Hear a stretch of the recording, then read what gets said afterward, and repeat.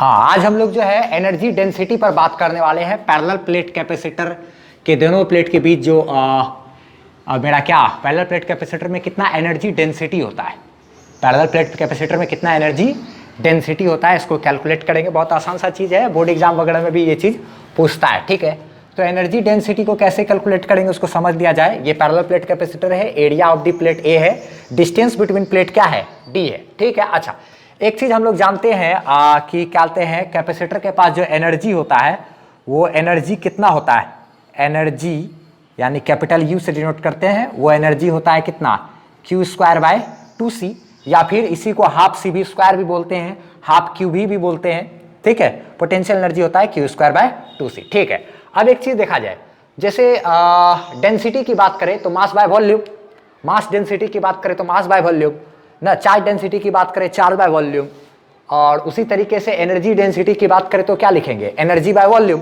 Energy by volume. ध्यान रखना यहाँ पर कि कहते हैं energy density is equal to होगा मेरा energy per unit volume, energy by volume, energy by क्या करेंगे, वॉल्यूम। एनर्जी डेंसिटी को यू ई से डिनोट करते हैं, स्मॉल यू ई से डिनोट करते हैं एनर्जी डेंसिटी को।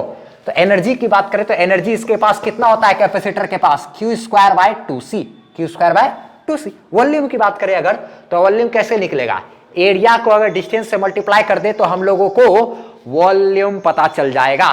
कैसे, देखो जरा सा, ये है इस तरीके से।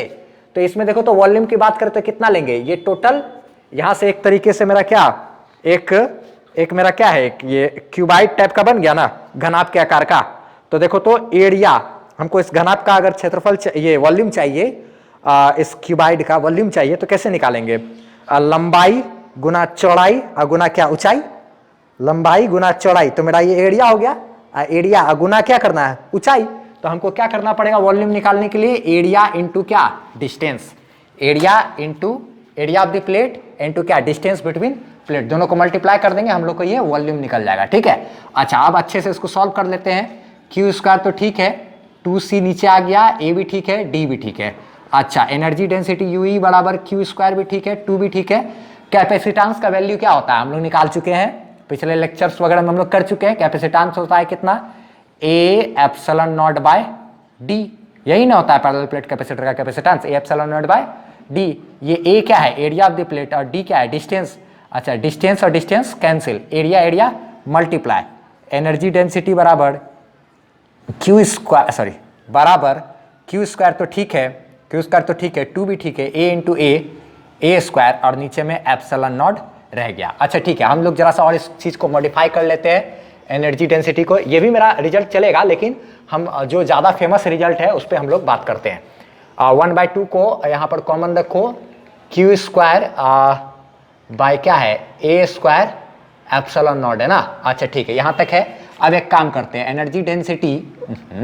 एनर्जी डेंसिटी बराबर हाफ तो ठीक है, एक काम करो इधर अपने मन से एप्सिलॉन नॉट से ऊपर नीचे गुना भाग कर देते हैं। ठीक है, अपने मन से गुना भाग कर देते हैं। ठीक है, उससे देखो क्या फायदा होगा, multiplying by epsilon naught by epsilon not. ठीक है, क्या कहते हैं, in right hand side, RHS में राइट हैंड साइड में हम लोग मल्टीप्लाई कर दिए।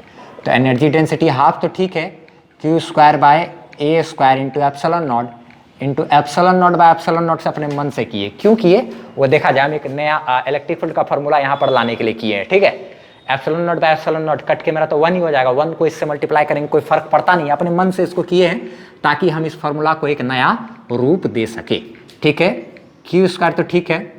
अच्छा ये एप्सिलॉन नॉट को मल्टीप्लाई कर दे अगर, तो ए एप्सिलॉन के बाद ए एक्स स्क्वायर के बाद एप्सिलॉन नॉट मल्टीप्लाई होकर के एप्सिलॉन नॉट का स्क्वायर हो जाएगा, इनटू में एप्सिलॉन नॉट को ऐसे ही छोड़ दो। ठीक है, यू एनर्जी डेंसिटी हाफ तो ठीक है, Q by A epsilon naught का होल स्क्वायर है, Q by A epsilon naught का ये होल स्क्वायर है, इनटू क्या है एप्सिलॉन नॉट। अच्छा एनर्जी डेंसिटी बराबर हाफ ठीक है, और ये Q by A epsilon naught तो मेरा इलेक्ट्रिक फील्ड होता है ना, उसका स्क्वायर करेंगे और क्या करेंगे एप्सिलॉन नॉट। इसी फार्मूला को हमको जैसे याद रखे हुए ना हम, जैसे रटे हुए हैं उसी तरीके से हम फॉर्मेट में लिख लेते हैं, हाफ एप्सिलॉन नॉट इंटू क्या, ई स्क्वायर। ये मेरा हो गया क्या, एनर्जी डेंसिटी का फॉर्मूला। यही बहुत ज़्यादा फेमस है, याद रखना। एनर्जी डेंसिटी का formula half into epsilon naught यानी permittivity of free space into क्या होगा, इलेक्ट्रिक फील्ड का स्क्वायर, इंटू इलेक्ट्रिक फील्ड का स्क्वायर। अगर एक बात बताओ कि क्या आता है, ये चीज़ भी कभी कभी प्रूफ करने के लिए देता है, तो यहाँ तक हम लोग डेरिवेशन को ऐसे यहाँ तक कर सकते हैं, ठीक है। अच्छा एक बात सुनो, अभी हम हट रहे हैं, फोटो खींचने के लिए देंगे। देखा जाए जरा सा, अगर हम लोग दोनों प्लेट के बीच में कोई डायलैक्ट्रिक डाल दे तब क्या होगा, तब एप्सिलॉन नॉट के साथ एक टर्म एप्सिलॉन आर आ जाएगा कि नहीं, ठीक है। पहले फटाफट से इसका फोटो ले लिया जाए। लिए स्क्रीनशॉट लिए, ठीक। देखो अब हम लोग बात करते हैं क्या कि if a medium, if a dielectric is inserted, inserted का मतलब यहाँ पे अंदर डाल देना ना, इंसर्ट कर देना, इंसर्ट सिम कार्ड, सुनते होगे ये चीज़, उसका मतलब वही होता है। If a dielectric is inserted then, अगर एक डाइलेक्ट्रिक डाल दिए हैं तब क्या होगा, एनर्जी डेंसिटी की बात करें अगर, तो हाफ एप्सिलॉन नॉट के साथ एक टर्म आ जाएगा एप्सिलॉन आर इंटू क्या, ई स्क्वायर, एनर्जी डेंसिटी वही सेम टू सेम, कैपेसिटर तो वही रहेगा सब कुछ। और बस क्या बोलते हैं, कैपेसिटर में क्या कहानी होगा कि यही जो प्लेट है ना, इस प्लेट के दोनों पैरेलल प्लेट के बीच में एक डाइलेक्ट्रिक मेरा इस तरीके से ऐसे करके आ जाएगा। फोटो बना देना यहाँ पे, अच्छा रहेगा। इसका रिलेटिव परमिटिविटी क्या है, एप्सिलॉन आर ना, इस तरीके से। तो एनर्जी डेंसिटी विल क्या, इंक्रीज।